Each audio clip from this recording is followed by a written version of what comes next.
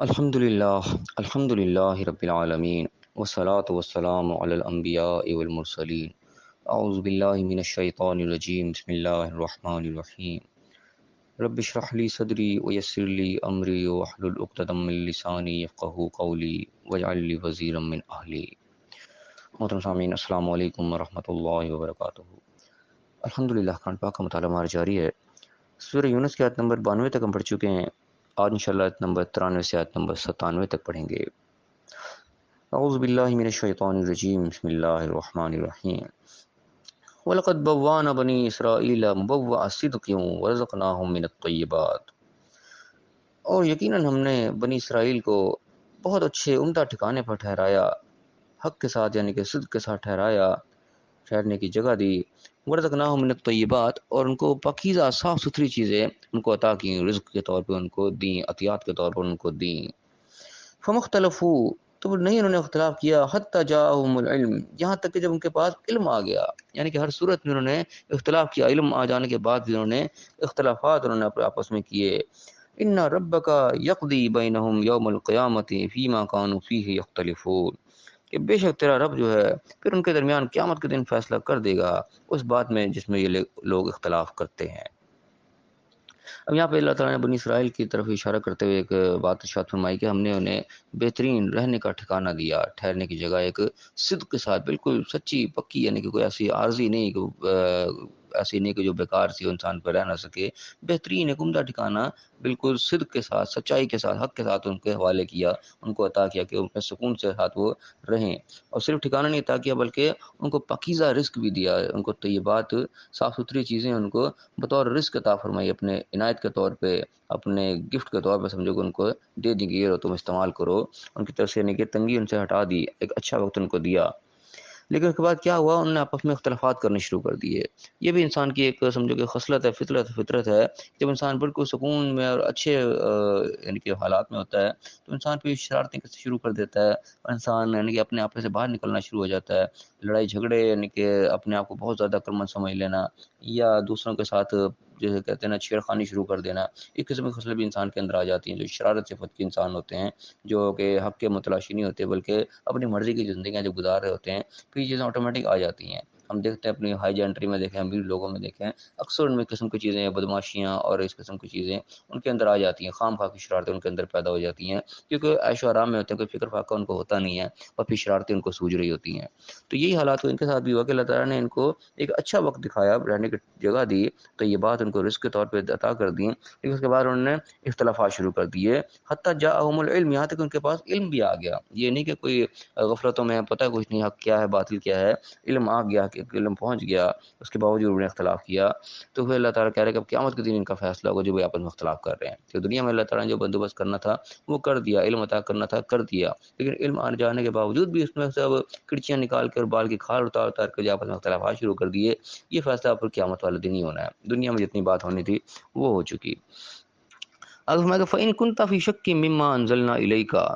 اگر تمہیں کوئی شک ہے اس چیز کے اوپر جو کہ تمہاری طرف نازل ہو رہا ہے، اس میں نعوذ باللہ یعنی کہ کوئی ایسی بات ہے جو کہ لڑائی جھگڑے پیدا کرنے والی چیزیں ہیں کہ پہلے بھی اللہ کی طرف سے نازل شدہ چیزیں تھیں، ان کی وجہ سے لوگوں سے اختلاف ہو گیا، ایسی بات نہیں ہے۔ اگر تمہیں کوئی شک پڑتا ہے اس چیز کے اندر، فَاسْأَلِ الَّذِينَ يَقْرَؤُونَ الْكِتَابَ مِن قَبْلِكَ، تو پوچھ کے دیکھ لو، سوال کر لوگوں سے جو تم سے پہلے کتاب کو پڑھنے والے ہیں، یعنی کہ پہلے بھی اللہ تعالیٰ نے کتاب نازل کی ہے، یا یہ کتاب بھی اگر تمہارے پاس جو موجود ہے آج تم اس کو پڑھنے کھڑے ہوئے ہو، تم سے پہلے بھی اس کو لوگ پڑھ رہے ہیں، ان سے سوال کر کے دیکھ لو، اگر تمہیں کسی چیز میں شک پڑتا ہے تو اپنے شک کو دور کر لو۔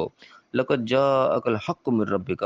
یقیناً تمہارے پاس تیری طرف تیرے رب کے پاس سے بالکل حق آ چکا ہے، حقیقت آ چکی ہے، کوئی خام خیالی نہیں ہے یہ۔ فَلَا تَكُونَنَّ مِنَ الْمُمْتَرِينَ، تو شک میں پڑنے والوں میں نہ ہونا، یعنی کہ ایک چیز ہماری سمجھ میں اگر نہیں آ رہی تو ہم اس چیز کے اوپر شک نہ کریں بلکہ اپنے کنفیوژن کو دور کریں، پوچھیں ان سے پہلے جو اس کو پڑھنے والے ہیں، جو پہلے سے ان پر مہارت حاصل کرنے والے ہیں۔ اب اس سے ہماری پہلی کتابیں بھی ہو سکتی ہیں، یا جو کتاب ہمارے پاس موجود ہے اس کو پہلے سے پڑھنے والے بھی ہو سکتے ہیں۔ وہ بات آ رہی ہے یقرؤون من قبلک، یقرؤون کتاب، جو کتاب کو پہلے سے پڑھ رہے ہیں تمہارے سے پہلے، ان سے سوال کر کے دیکھو، اپنے کنفیوژن کو دور کرو اور اپنے ذہن کو کلیئر رکھو، شک شبہ پڑھنے والوں میں مت بنو۔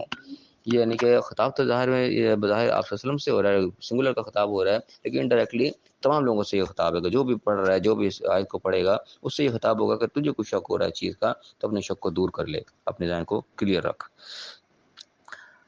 اب فرمائے گا فَلَا تَكُونَنَّ مِنَ الَّذِينَ كَذَّبُوا بِآيَاتِ رَبِّكَ،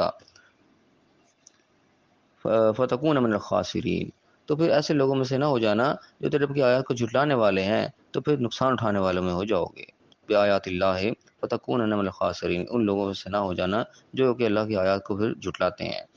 یہاں پہ جو قرآن پاک میرے سامنے موجود ہے کچھ الفاظ اس کے پرانا ورک ہونے کی وجہ سے یہاں پہ خراب ہوئے ہیں، اس لیے کچھ پڑھنے کے ہو سکتا ہے کمی بیشی ہو جائے، اس کے لیے میں معذرت چاہتا ہوں۔ کچھ آیات جو ہیں یہاں پہ اس کے لفظ جو ہیں تھوڑے سے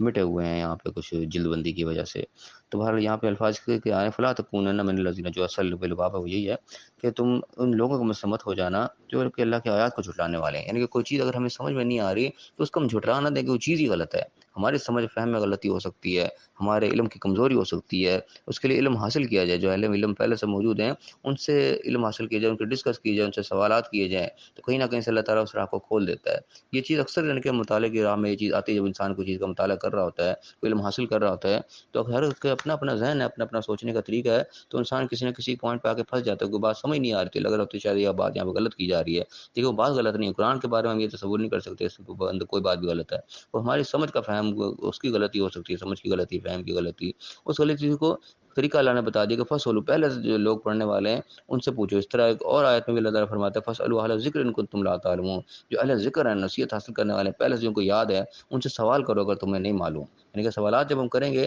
تو کہیں نہ کہیں سے اس کے ہمارے مسئلے کا حل اللہ تعالیٰ بندوبست کر دے گا، وہاں سے ہمیں نکل آئے گا۔ تو ہم نے کسی شک میں پڑھنے والوں میں نہیں ہونا، جھٹرانے والوں میں نہیں ہونا، ورنہ ہم پھر خود اپنا ہی نقصان کریں گے اپنے ہاتھ سے۔ وَإِنَّ الَّذِينَ حَقَّتْ عَلَيْهِمْ كَلِمَةُ رَبِّكَ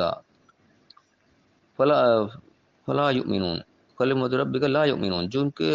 پر تمہارے رب کی طرف سے حقیقت ہے وہ واضح ہو جاتی ہے، پھر بات پوری ہو جاتی ہے، پھر وہ ایمان نہیں لاتے۔ یعنی کہ اس قسم کے لوگ جو ہوتے ہیں جو حقیقت کو دیکھ کے بھی نہیں پھر مان رہے ہوتے، تو وہ پھر ان لوگوں کی لسٹ میں چلے جاتے ہیں جو ختم اللہ علیہ قلوبہم، جنہیں اللہ کی طرف سے پھر مہر لگ جاتی ہے، یعنی کہ جتنے مواقع اللہ تعالیٰ نے دینے ہوتے ہیں ان کو، وہ سارے مواقع ان کو مل جاتے ہیں، اس کے باوجود بھی اس پہ بات کو مانتے نہیں ہیں، ہٹ دھرم ہو جاتے ہیں، جھٹلاتے ہیں بات کو اپنی بات کے اوپر رکھنے کے لیے، تو پھر وہ ریجیکٹڈ لوگوں میں سے ہو جاتے ہیں، پھر وہ کہتے ہیں کلمہ کے اوپر حق ہو جاتا ہے، مہر ثبت ہو جاتی ہے، پھر وہ ایمان لانے کے لائق نہیں رہتے، پھر وہ بات کو نہیں مانتے۔ وہ کہاں تک نہیں مانتے؟ اللہ تعالیٰ فرمایا وَلَوْ جَاءَتْهُمْ كُلُّ آیَةٍ، تم ان کے سامنے ہر نشانی بھی لا کر رکھ دو، یعنی کہ جو وہ حجت کا بازی کر رہے ہیں اس کا جواب سارے کا سارا تم لا کے بھی اس کے رکھ دو، ہر نشانی ان کو لا کے دکھا دو، اور پھر بھی وہ مان نہیں لاتے، حَتَّى يَرَوْا الْعَذَابَ الْأَلِيمَ، یہاں تک وہ دردناک عذاب کو نہ دیکھ لیں، یعنی کہ وہ عذاب تک جا پہنچتے ہیں کہ اللہ کی سزا کے مستحق ٹھہرا دیے جاتے ہیں، اس وقت تک بھی وہ ایمان نہیں لاتے، کیونکہ ایمان لانے کے لیے جو چیزیں تھیں وہ ان پر پوری ہو چکی ہوتی ہیں۔ جن لوگوں نے ایمان لانا ہوتا ہے، بات کو سمجھنا ہوتا ہے، ماننا ہوتا ہے، ان کے لیے وہ چیزیں کافی ہوتی ہیں، وہ چیزیں پہ ایمان لا چکے ہوتے ہیں، لیکن جو اس وقت بھی نہیں لے کے آ رہا ہوتا وہ اصل میں اپنے حدود کو کراس کر چکا ہوتا ہے، وہ ان ساری چیزوں کو اگنور کر چکا ہوتا ہے جو کہ ہدایت کے لیے ذریعہ تھیں، جو کہ سمجھنے کے لیے کافی تھیں، ان سب چیزوں کو جب وہ جھٹلا دیتا ہے، ٹھکرا دیتا ہے، پھر وہ ریجیکٹڈ ہو جاتا ہے، الگ طرح سے اس پہ مہر ثبت ہو جاتی ہے کہ اب جتنے اس پہ حجت تمام ہونے تھے وہ ہو چکی، جتنی چیزیں سمجھنے کے لیے ضروری تھیں وہ اس تک پہنچ چکی، تمام چیزوں کو جب اس نے ٹھکرا دیا پھر وہ لا یؤمنون ہو جاتا ہے، پھر مہر لگ جاتی ہے، پھر وہ ایمان نہیں لاتا، چاہے تم ساری نشانی اس کے سامنے رکھ دو وہ پھر ایمان نہیں لائے گا، یہاں تک کہ عذاب کو جا دیکھے گا، اللہ کے عذاب کا مستحق ہو جائے گا، ایمان لیکن وہ نہیں آئے گا۔ تو یہ بڑی خطرناک سے جو ہوتی ہے، اللہ تعالیٰ ہمیں اسٹیج سے محفوظ رکھے، جب یہ حق ہمارے سامنے آئے تو اللہ تعالیٰ ہم اس کی توفیق دے گا، حق کو ہم دل و جان سے قبول کریں، ہمارے اپنے خلاف آ جا رہا ہو ہم اپنی اصلاح کریں۔ فائدہ جب اس چیز کا، جب ہم اپنے اصلاح کریں گے، جب اس کو ہم قبول کریں گے تو ہمارے فائدے کا وہ سبب بنے گا، ہماری آخرتی کامیابی کا سبب بنے گا، دنیا کی کامیابی کا بھی سبب بنے گا۔ اگر ہمیں کوئی بندہ بتا رہے گا آپ یہاں پہ اس کام پہ غلط ہو، ہم اس کو ماننے کو تیار ہی نہیں ہے، بندہ بتا رہے گا یہ راستہ جو جا رہے ہو یہ غلط راستے پہ جا رہا ہے، آپ اپنی منزل پہ نہیں جا رہے، کہیں ہم راستے پہ جا رہے ہو، ٹریفک میں جا رہے ہیں، تو ہم تو گائیڈ کر رہے ہیں کہ بھائی راستہ لیفٹ کو آپ نے نکلنا، رائٹ کو نہیں نکلنا، ہم رائٹ کو چلے چلے جا رہے ہیں، جا راستہ وہاں لیفٹ پہ جانے کا تھا، تو ہم کس کا نقصان کریں گے؟ اپنا ہی نقصان کریں گے۔ تو یہ چیز اس معاملات میں، دین کے معاملات میں بھی ہے، اگر ہمیں کوئی بندہ ہماری اصلاح کرتا ہے، ہماری کسی غلطی کو پوائنٹ آؤٹ کرتا ہے، تو ہمارا کام اپنی اصلاح کریں، اس کو بات کو قبول کریں اگر بات کی حق ہے، صرف ہر دھرمی کے بیس پر، اپنے انا کے بیس پر ہم اس کو رد نہ کریں۔ اب اس طریقے سے اگر ہم حق کو رد کرتے چلے جائیں گے صرف اپنی انا کی بیس پر، اپنی بنائی ہوئی عمارت کو بچانے کے لیے کہ وہ نہ دھڑام سے نیچے گر جائے، میری جو بنی بنائی عزت ہے اس کا کوئی جنازہ نہ نکل جائے، اس چیز کو بچانے کے لیے اگر ہم حق کو ٹھکرانا شروع کر دیں گے تو پھر اللہ کی طرف سے ایک دن پھر مہر لگ جائے گی، کوئی ایمان قبول کرنے کے لائق اللہ نہیں رہتا، بچائے جتنی مرضی نشانیاں دکھائی جائیں، یہاں تک کہ عذاب جو ہے اس کے اوپر پھر وہ حق ثابت ہو جاتا ہے۔ تو اللہ تعالیٰ ہمیں صحیح سمجھنے کی توفیق عطا فرمائے، جب بھی حق ہمارے سامنے آئے ہمیں اس کو قبول کرنے کی توفیق عطا فرمائے، حق بات ہی دوسروں تک پہنچانے کی توفیق عطا فرمائے، اور دنیا اور آخرت دونوں جگہ کامیاب فرمائے، آمین۔ وآخر دعوانا الحمد للہ رب العالمین۔